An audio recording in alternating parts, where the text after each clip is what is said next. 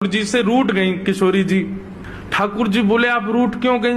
बोले ये नीली नीली मणि आप जो पहन करके आए हो, इसमें एक गोपी का चित्र दिखाई दे रहा है मुझको। ये कौन है? हमसे हूँ रूप गुण सुंदर, ये तो हमसे भी ज्यादा सुंदर है। इसके नेत्र तो देखो कितने प्यारे नेत्र हैं इसके। ठाकुर जी की मणि देख करके श्री जी कह रही हैं, इसकी मुस्कान तो देखो, पता नहीं कहां से तुम्हारे चक्कर में पड़ गई काले कलूटे, ये देखो कितनी प्यारी है। कौन है ये? इसके बारे में मुझे बताओ। मान करके रूठ करके बैठ गई। इतने में ललिता जी आई, किशोरी जी की सखी। ठाकुर जी से बोली, कहा भयो आज श्री जी नाराज क्यों हैं? ठाकुर जी मुस्कुरा के बोले हम एक मणि पहन करके आए हैं, उस मणि में राधा रानी को अपना ही प्रतिबिंब दिख रहा है, और अपनी प्रतिबिंब को देख के करी जे कौन है? ये हमसे भी ज्यादा सुंदर है, ये इतनी हंस क्यों रही है, इसकी आंख इतनी सुंदर क्यों है, ये तुम्हारे चक्कर में कहां से पड़ गई? इस बात से मान करके बैठी। इतनी बोली है राधा रानी।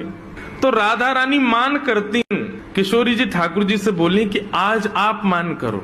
ठाकुर जी बोले नहीं आप ही करो, हमसे मत करवाओ। श्री जी बोली नहीं आप रोज मनाते हो हमको, हम आज मनाएंगी आपको, आप मान करो। ठाकुर जी बोले रहने दो ना, आप बड़ी कोमल हो, कहां तक मनाओगी हमको? नहीं हम मनाएंगी आपको, आप मान करो। ठाकुर जी बोले देख लो हम कर लेंगे। फिर बोले नहीं करो। सोई ठाकुर जी ने मान कर लिया। ठाकुर जी रूठ के बैठ गए श्री जी से।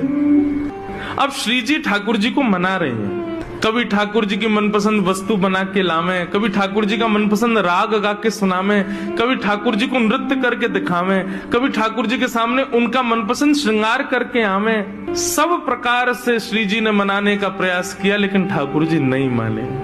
और मान लीला का ये नियम है कि सूर्यास्त तक मना सको तो मना लो, सूर्यास्त के बाद मान खत्म हो जाएगा। यदि मान में मना लिया तो मनाने वाला जीत जाएगा, और यदि मान सूर्यास्त तक नहीं मना पाए तो इसने मान किया वो जीत जाएगा।